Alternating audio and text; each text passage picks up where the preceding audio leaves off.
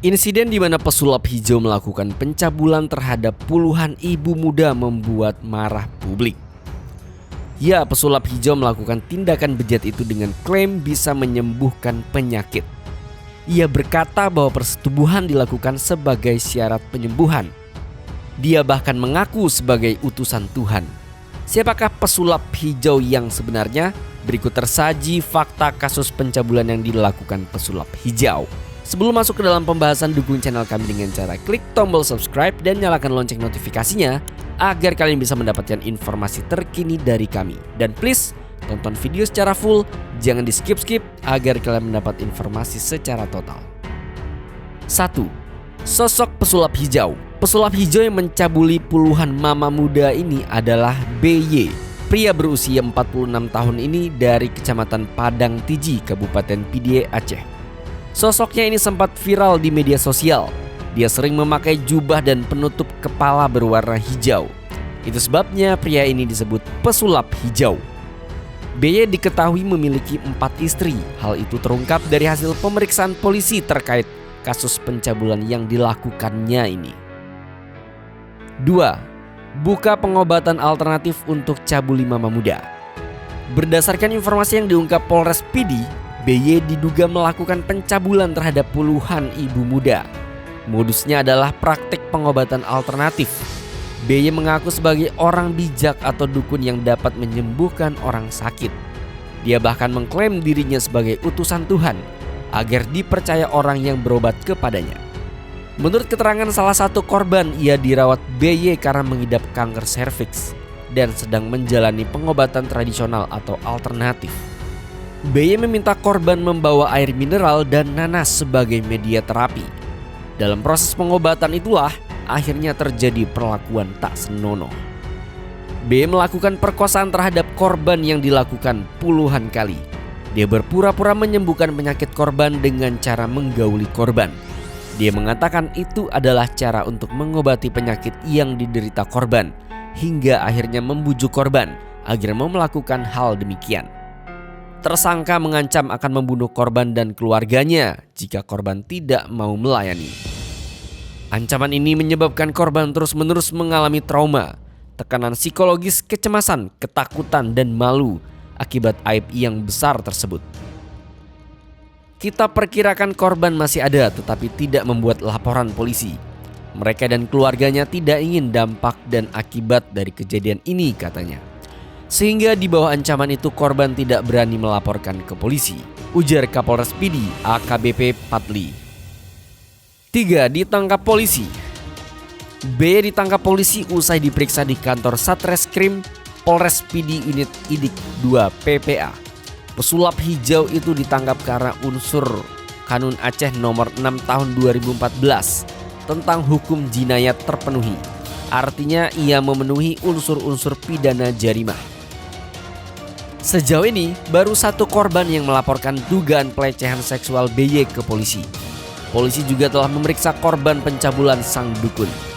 Polisi juga mewawancarai 8 saksi. Hanya saja saksi tidak melaporkan secara resmi kepada pihak berwajib karena saksi merasa malu. Kasus BY ini cukup menghebohkan karena banyak korban dari ibu muda, kata Kapolres Pidi. BY kini diancam dengan pasal 48 Junto, pasal 52 yang diatur dalam Kanun Provinsi Aceh nomor 6 tahun 2014 tentang hukum jinayat. Pasal itu menyebutkan bahwa setiap orang yang dengan sengaja melakukan jarimah pemerkosaan, maka ancaman ukubat takzir cambuk paling sedikit 125 kali atau paling banyak 175 kali. Sementara denda paling sedikit 1.250 gram emas murni atau paling banyak 1.750 gram emas murni, atau penjara paling singkat 125 bulan dan paling lama 175 bulan.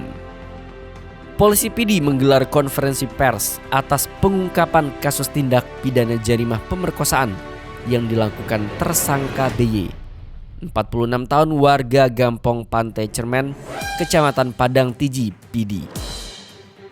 Pelapor masih berada di wilayah yang sama dengan tersangka BY. Saat ini ada 8 saksi, salah satunya SYT umur 32 tahun. Korban yang tidak melapor ke polisi berdomisili di Gampong Masjid Kunyit, Kecamatan Padang Tiji, PB. Kami telah melakukan pemeriksaan sejumlah saksi lainnya. Ada KRH, MSH, MND, ZL, TGKJ, TQM, MSL. Juga kita minta keterangan pendapat atau saksi ahli dari MPU Aceh, katanya. 4. 84 kali lakukan pencabulan. Setelah penyelidikan polisi, tersangka mengaku melakukan pencabulan setidaknya 84 kali dalam kurun setahun. Hal itu antara lain yang diumumkan dalam jumpa pers di Mapolres PD Rabu 26 Oktober 2022. Dalam jumpa pers, Kapolres PD AKBP Patli SIKSH menjelaskan, perbuatan pencabulan dilakukan dengan kekerasan yang dilakukan pesulap hijau terjadi di beberapa tempat sejak pertengahan Juli 2021 hingga Agustus 2022. Ada beberapa lokasi di rumah korban dan di gubuk kebun milik pelaku, kata Kapolres. 5. Korban trauma. Menurut laporan, korban menuruti permintaan pelaku karena diancam akan dibunuh secara goib. Korban trauma dengan ancaman dan tindakan pelaku. Mereka diancam akan dibunuh oleh pelaku serta keluarga korban dengan cara goib.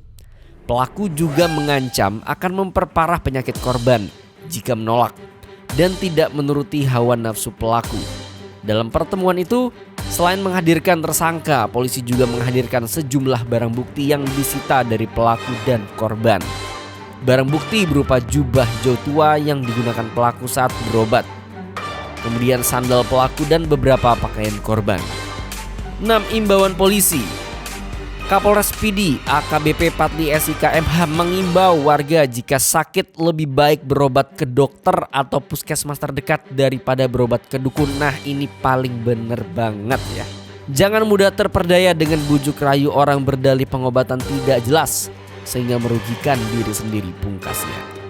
Nah, ini dia kelakuan daripada orang-orang yang suka menipu bahkan melakukan kejahatan.